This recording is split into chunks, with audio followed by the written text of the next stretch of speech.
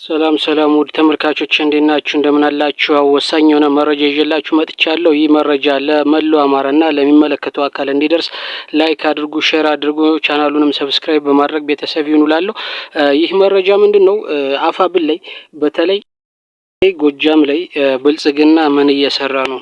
ብልጽግና ስኳድ የጎንደሩ ስኳድ የነ ደመቀ ዘውዱ ስታፍ ቡድን ስኳድ ምን እየሰራ ነው? በእናያለው መንበረ አክቲቪስትነት የሚመራው ስኳድ ምን እየሰራ ነው? ጎጃም ላይ የነ ተመስገኑ ጥሩነህ ቡድን የናረጋ ከበረው ቡድን ምን እየሰራ ነው? ይሄ የጎጃምን ፋኖ መከፋፈል የሚለው ከፊትም ጀምሮ እነ ማስረሻ ሰጤ ዳውንት ላይ በተነጋገሩበት መሰረት ሲሰራ የነበረ ነው። ስለዚህ በእጅ ሰጠ በወዶ ገብ ምናምን በምርኮኛ ስም አውቆ እጅ እንዲሰጡ እያደረገ በጎጃም ፋኖ ውስጥ በርካታ የመከላከያ አባላት በተለይ ደግሞ በጥሩ በሆነ ሁኔታ በአማርኛ አፋቸውን የፈቱ የሚመስሉ ሰዎች እየመረጠ እንግዲህ እጅ እንዲሰጡም እንዲቀላቀሉም እየከዱ በማድረግ እንግዲህ ስም ሲገነባ ነበር።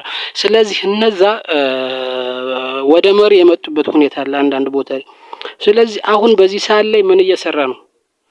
የጎጃምን ፋኖ ለመከፋፈል በተለይ አርበኛ ዘመንና አርበኛ ዝናቡን አስረስና ዝናቡን ሌላው እነ ማርሸትና ዝናቡን ለማጠልሸት ከፍተኛ የሆነ ስራ እየተሰራ ነው።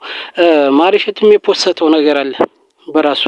ስለዚህ ይህ ነገር በጣም በጥንቃቄ መፈታት አለበት። ስለዚህ ከዚህ በፊት ማርሸትን በጣም ስንወቅሰው ነበር። ለምን ማርሸት ይወቅሳል? ማይወጣ ነገር በፌስቡክ ይፖስታል፣ ማይፖስት ፎቶ ይፖስታል። ይህ ደግሞ ለጥቃት ያጋልጣል፣ ብዙ አመራሮች በዚህ ምክንያት እየተገደሉ ነው ብለን ስንናገር ነበር። ስለዚህ አሁን ያንን ትችት ያሻሻለ ቢመስልም ነገር ግን አሁን አንዳንድ ወሬዎች እንደሚወጡት እንግዲህ ከነ ዝናቡ ጋር ቅራኔ የገቡ በመምሰል ምክንያቱም እሱ ያለበት ወረዳ በምስራቅ ጎጃም ላይ የሚንቀሳቀሰው እሱ ባለበት ሁኔታ ከፍተኛ እጅ መስጠት ሲሰራ ነበር። ስለዚህ እጅ ለመንግስት ለጠላት ኃይል እጅ ሲሰጡ ነበር። ስለዚህ እጅ የሚሰጡ ለምንድን ነው እዚህ እጅ የሚሰጥ ከበዛ እሱ መፈተሽ አለበት መመርመር አለበት ስንል ነበር። አዎ በመገምገሙ ምክንያት ከፍተኛ ዘመቻ እንዲከፈት ተደርጓል። ይህ ጥንቃቄ ያስፈልገዋል። ለምን ማርሸት ስለሚፈጥን ነው። የመፍጠን ችግር አለበት። የማስተዋል ነገር ይጎለዋል። ሁሉንም ጀግና ለመባል ሚዲያ ላይ ለመውጣት ሲያደርግ የነበረ ሰው ነው።